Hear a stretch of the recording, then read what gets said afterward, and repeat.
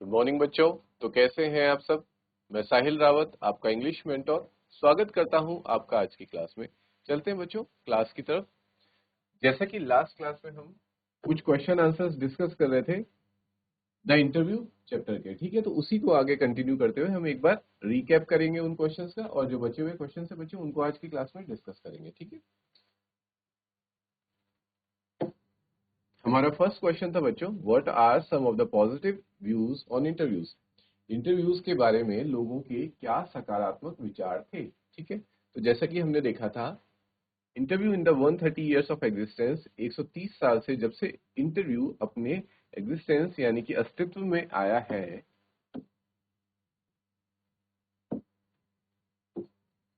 अस्तित्व existence,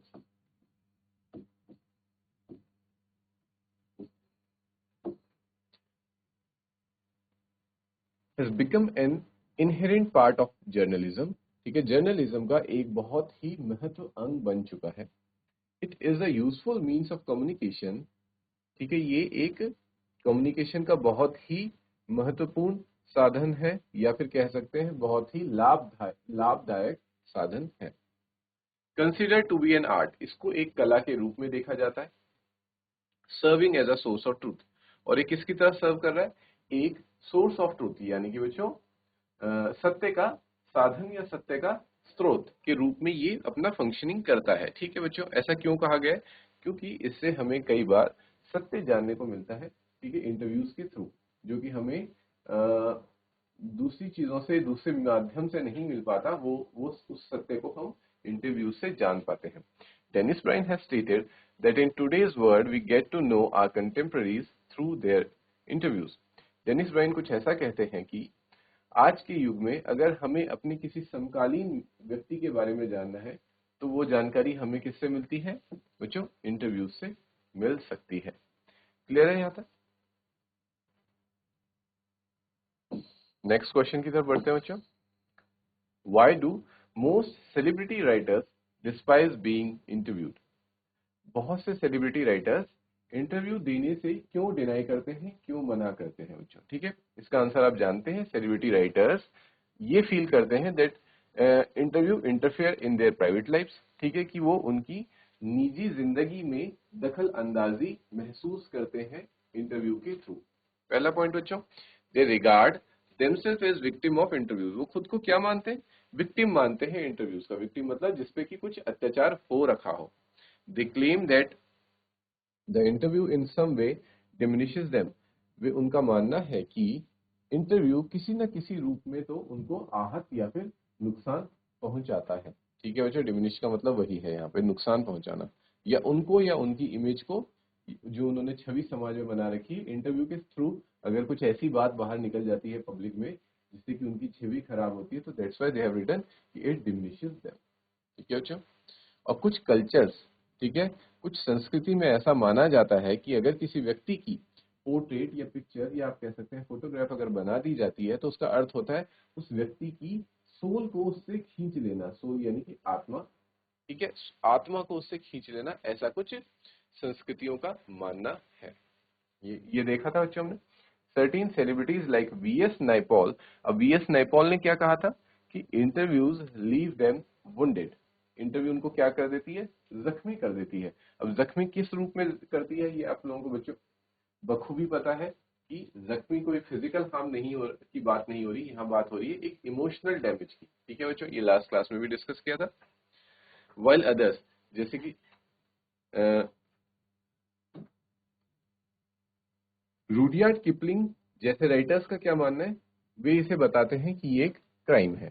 clear है बच्चों, ये एक जुर्म है और एक इमोरल एक्ट यानी कि एक गलत और घटिया प्रकार का एक एक्ट है, ठीक है, गलत काम है ये, इंटरव्यू लेना भी और इंटरव्यू को देना भी। यहां तक क्लियर है बच्चों, क्वेश्चन नंबर 2 तक।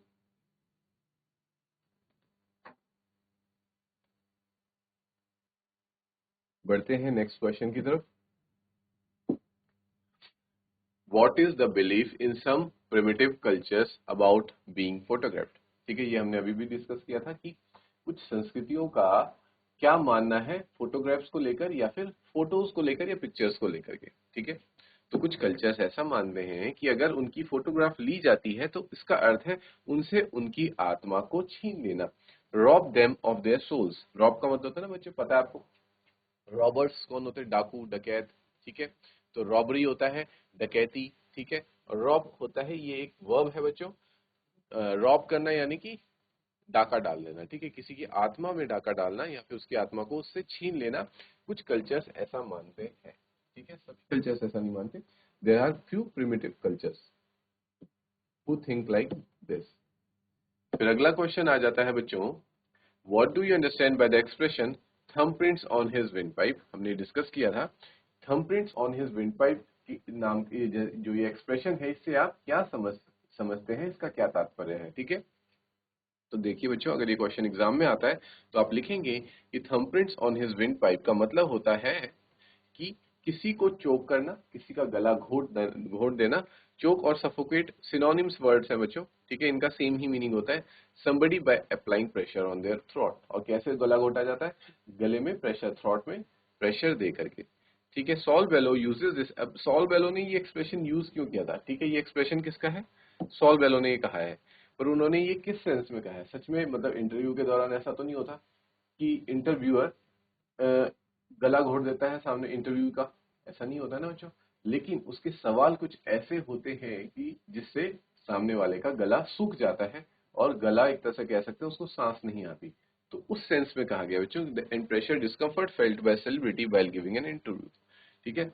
जो असहजता, ठीक है बच्चों, असहजता महसूस होती है किसी भी सेलिब्रिटी को, वो असहजता दर्शाने के लिए ये एक्सप्रेशन यूज किया गया है, थंबप्रिंट्स ऑन हिज विंडपाइप। क्लियर है बच्चों, डिस्कम्फर्ट मींस असहजता।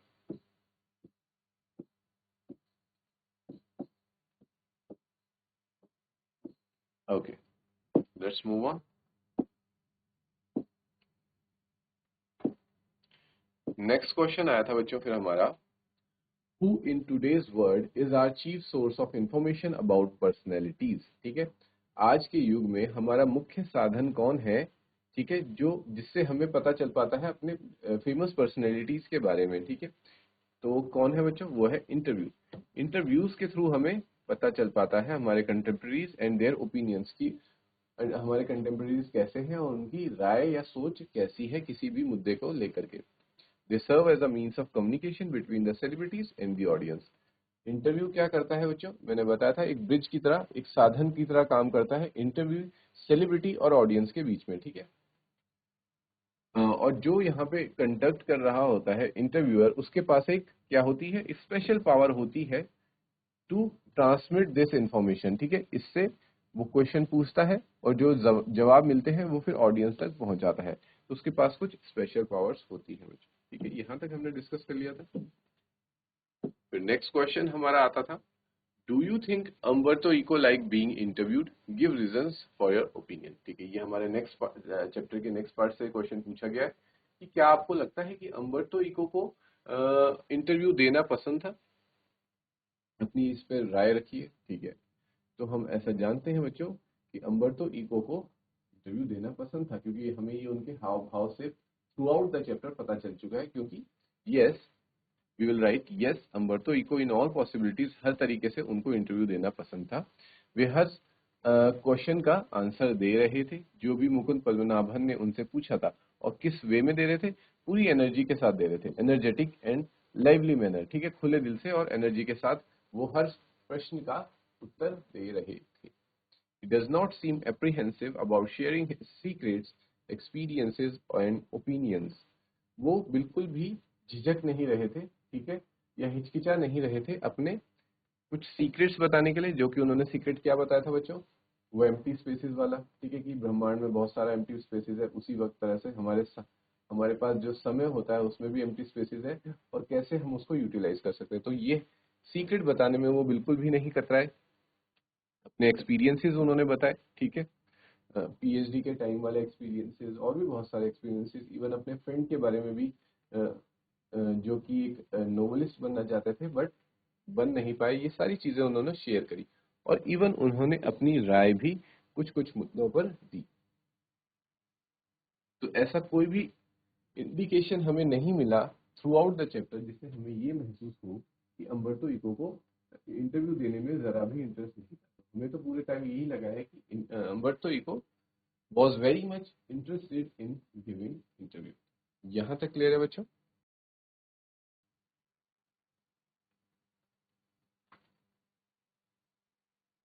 ठीक है, तो बच्चों बढ़ते हैं आगे नेक्स्ट क्वेश्चन की तरफ।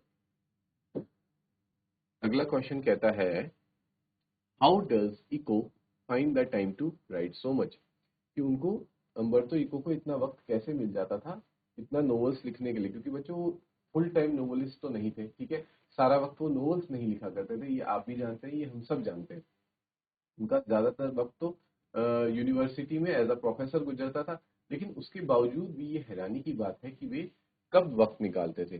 तो ये बच्चों हमने देखा था, उन्होंने पूरा अपना सीक्रेट रिवील किया था कि वो जैसे यूनिवर्स में एम्प्टी स्पेसेस होते हैं, सेम उसी प्रकार से हमारी जिंदगी में भी एम्प्टी स्पेसेस होते हैं, जिनको उन्होंने नाम दिया था इंटरस्टाइसिस। ठीक है, बस हमें उनको यूज करना आना चाहिए। इंस्टेड ऑफ वेस्टिंग देम, उस वक्त को वेस्ट करने से बेटर है कि मैं उस वक्त में टाइम टू राइट, मैं उस वक्त को कुछ लिखने के लिए यूटिलाइज कर लेता हूँ। ठीक है, अब जैसे कि मैं अगर किसी का वेट कर रहा हूँ तो उस वक्त भी मैं उस टाइम को वेस्ट ना करते हुए क्या करता हूँ बच्चों, लिखने में अपने आप को बिजी कर देता हूँ। तो ये इस क्वेश्चन का आंसर था। बढ़ते हैं अपने नेक्स्ट क्वेश्चन की तरफ। बच्चों ये जितने भी क्वेश्चन मैं आपके साथ डिस्कस कर रहा हूँ ये सब बहुत ही इंपॉर्टेंट क्वेश्चंस हैं, अगर एग्जाम में ये क्वेश्चंस डेफिनेटली आपसे पूछे जाएंगे इस चैप्टर से रिगार्डिंग।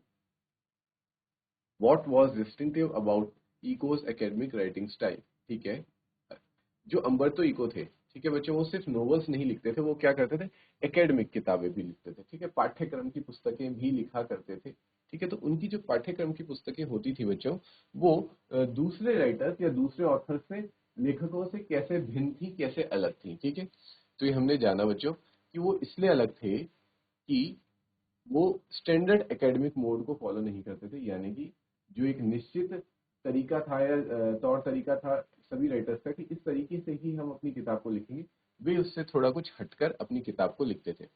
बाकी सब क्या किया करते थे, पहले रिसर्च करते थे बच्चों, ठीक है, किसी सब्जेक्ट के ऊपर, और उसको फिर प्रूव करने के लिए क्या करते थे बच्चों, उस पर ट्रायल्स करते थे, उस पर रिसर्च करते थे, और फिर उसमें जो गलतियां निकलती थी उनको साइड करते हुए एकदम जो करेक्ट बात है उसको ही अपनी किताब में एज अ कंक्लूजन सामने प्रेजेंट करते थे। ठीक है बच्चों, तो वो एज अ ऑडियंस के सामने, या कह सकते हैं अपने रीडर्स के सामने, जो एकदम करेक्ट इन्फॉर्मेशन लास्ट में निकल करके आई है, जो जिस्ट है, जब बोल सकते हैं पूरे सार है, जो सब्जेक्ट का पूरा सार है, सिर्फ उसको ही रीडर्स के सामने या फिर जो पढ़ने वाले हैं उनके सामने पेश करते थे। ठीक है, लेकिन उसके विपरीत हमारे अम्बर्तो इको क्या किया करते थे, वह रिसर्च करते थे। उस पूरे रिसर्च को, उस रिसर्च में जो भी चीजें हुई हैं, जो भी उन्होंने ट्रायल्स की है, ठीक है, जो जो कोशिशें करी कि अच्छा ये ऐसे होगा, ये ऐसे होगा, फिर जो गलतियां हुई, देखो बच्चों ऐसा तो नहीं होता है कि जब आप किसी चीज पे रिसर्च कर रहे हैं और आप कुछ मेथड अप्लाई कर रहे हैं, एक्सपेरिमेंट कर रहे हैं, तो एक्सपेरिमेंट फर्स्ट टाइम में ही एकदम सक्सेसफुल हो जाए, ऐसा नहीं पॉसिबल होता। उसमें बहुत सारे फेलियर्स आते हैं, फिर आप उस एक फेलियर से कुछ सीखते हैं, ठीक है, फिर दूसरे अटेम्प्ट में आप उसको ठीक करने की कोशिश करते हैं, फिर वो दोबारा फेल हो जाता है, तो फिर आप देखते हैं कि अच्छा क्या गलती रही, फिर उसको ठीक करते हैं। तो डिफरेंस इतना है कि बच्चों बाकी राइटर इन गलतियों को छिपा देते थे। वो क्या करते थे, वो भी सेम प्रोसीजर अपनाते थे, वो भी एक्सपेरिमेंट करते थे, गलत होते थे, फिर अपने एक्सपेरिमेंट से सीखते थे गलतियों से, फिर दोबारा एक्सपेरिमेंट करते थे, फिर ये सिलसिला चलता था, और जब तक कि एक उनको सही कंक्लूजन, एक हाइपोथेसिस उन्होंने अपनी प्रूव कर नहीं दी, तब तक वो इस चीज को करते थे। डिफरेंस यहाँ आता है बच्चों कि बाकी राइटर्स जो अपनी गलतियां थी उसको अपनी बुक्स में या अपने वर्क में प्रेजेंट नहीं करते थे, जबकि अम्बर्तो इको पूरे रिसर्च को एक कहानी की तरह सुनाते थे कि मैंने ऐसा किया, ठीक है, इसमें ये फॉल्ट आया, इसमें ये आया, फिर मैंने नेक्स्ट ट्रायल मेरा ये रहा, तो वो सारी चीजें एक्सप्लेन करते थे। और इसके पीछे का रीजन बच्चों आप जान सकते हैं कि क्या हो सकता है, कि वो क्यों अपनी गलतियां भी सामने शो करते थे। तो इसका रीजन साफ सीधा ये होता है बच्चों कि अगर हम सिर्फ पॉजिटिव चीजें ही दिखाएंगे, हम सिर्फ दिखाएंगे कि ये चीज ऐसे हो सकती है, तो ठीक है, बहुत कुछ सीखने को मिलेगा। लेकिन अगर आपको ये पता चल रहा है कि क्या गलतियां हो सकती हैं, ये गलतियां भी हो सकती हैं, तो बच्चों गलतियों से ज्यादा सीखने को मिलता है। ठीक है, जैसे कहते हैं ना कि वी लर्न, या we grow through our errors या थ्रू आर फेलियर्स। ठीक है, हम असफलता से भी बहुत कुछ सीखते हैं, हमें एक एक्सपीरियंस मिलता है। ठीक है बच्चों, तजुर्बा मिलता है हमें किससे, गलतियों से। तो इसीलिए वो अपनी एरर्स को भी अपने रिसर्च में इंक्लूड किया करते थे, जो कि बाकी राइटर्स इंक्लूड नहीं करते थे, शामिल नहीं करते थे, लेकिन वो अपनी ट्रायल्स एंड एरर्स को शामिल करते थे अपने एकेडमिक वर्क में। और उनका एक डल मैनर नहीं था, एक काफी इंटरेस्टिंग वे में लिखते थे वो, प्लेफुल तरीके से। ठीक है, इन फॉर्म ऑफ नैरेटिव, और एक जैसे आपको कोई कहानी सुना रहा हो वो उस वे में अपनी किताब को लिखा करते थे। यहां तक क्लियर है बच्चों?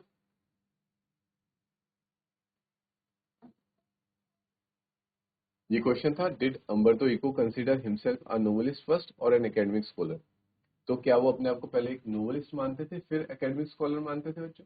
नहीं, तो वो अपने आप को सबसे पहले एक एकेडमिक स्कॉलर यानी कि प्रोफेसर मानते थे, फिर उसके बाद वो कहते हैं कि मैं पार्ट टाइम में उपन्यासकार बन गया था। तो इसका आंसर बच्चों हमने डिस्कस कर लिया था। What is the reason for the huge success of the novel The Name of the रोज?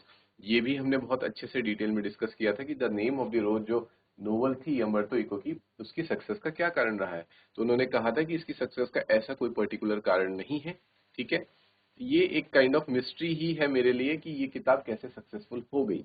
हो सकता है ये 10 साल पहले लिखता या 10 साल बाद में लिखता तो ये फेलियर हो जाती, बट अभी सक्सेसफुल हो गई है due to some reason which is not known to him also, जो कि उन्हें भी वो कारण नहीं पता है। नेक्स्ट क्वेश्चन आया था बच्चों, ये हमें डिस्कस करना था। ठीक है, कि interview that you have watched on television और read in newspaper, how did you understand the celebrity? ठीक है, अगर आपने कोई इंटरव्यू देखा, ठीक है, चाहे न्यूज़पेपर पे या फिर टेलीविजन में, उससे आप अपने सेलिब्रिटी के बारे में क्या जान पाए थे, जो इंटरव्यू कंडक्ट कर रहा है, और उसके बारे में आप क्या जान पाए थे। ये बच्चों भी मैंने क्वेश्चन आपको डिस्कस करने के लिए दिया था, ये ग्रुप क्वेश्चन था। The medium you like best for interview, और किस माध्यम को आप ज्यादा पसंद करेंगे, प्रिंट का माध्यम, रेडियो या फिर टेलीविजन में इंटरव्यू को देखने के लिए। ठीक है बच्चों, अब बढ़ते हैं नेक्स्ट क्वेश्चन की तरफ। Every famous person has a right to his और her privacy, interviewer sometimes embarrass celebrities with very personal questions. ठीक है, अब इस पे बच्चों आपको ओपिनियन देना है, एक लाइन कही गई है, अब इस लाइन को जानते हैं क्या कहा है कि हर फेमस व्यक्ति के, इसका मतलब ये नहीं कि कोई इंसान फेमस हो गया तो उसकी पर्सनल लाइफ, निजी जिंदगी नहीं है, उसे अपना सब कुछ ही लोगों को बताना होगा, ऐसा तो नहीं है। ठीक है, उसे भी अपनी निजता का अधिकार है। ठीक है, राइट टू प्राइवेसी है बच्चों। इंटरव्यूअर्स समटाइम्स एम्बरेस, और इंटरव्यूअर्स क्या करते हैं, कुछ ऐसे पर्सनल क्वेश्चन करके उनको क्या करते हैं, एम्बेरेस। एम्बेरेस का मतलब बच्चों वही होता है, डिस्कम्फर्ट, असहज महसूस करवा देते हैं। ठीक है, अगर आपसे कोई बहुत ही अजीब सा क्वेश्चन पूछ लेगा तो, और वो भी बहुत सारे लोगों के सामने, और वो भी जब आप लाइव चल रहे हो पब्लिक के सामने, तो आपको भी थोड़ी डिफिकल्टी होगी उसका आंसर देने में, आप भी हिचकिचाएंगे, आपके चेहरे पे भी शिकन आएगी। तो इसके बारे में आपकी बच्चों क्या राय है, जान लेते हैं। आप इसका आंसर कैसे लिखेंगे?